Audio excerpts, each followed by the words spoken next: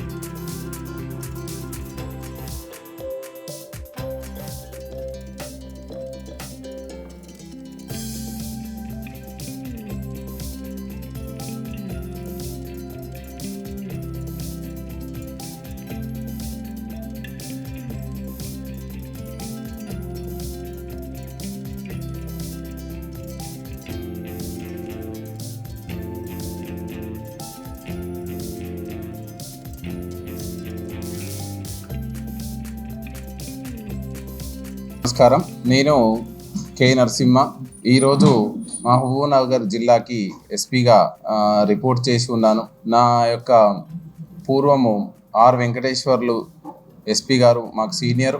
ఆయన స్థానంలో ఇక్కడికి నేను ఎస్పీగా రావడం, అదేవిధంగా మహబూబ్ నగర్ జిల్లాతోటి, పూర్వపు మహబూబ్ నగర్ జిల్లాతోటి కూడా నాకు ఇక్కడ పనిచేసినటువంటి అనుభవం ఉంది.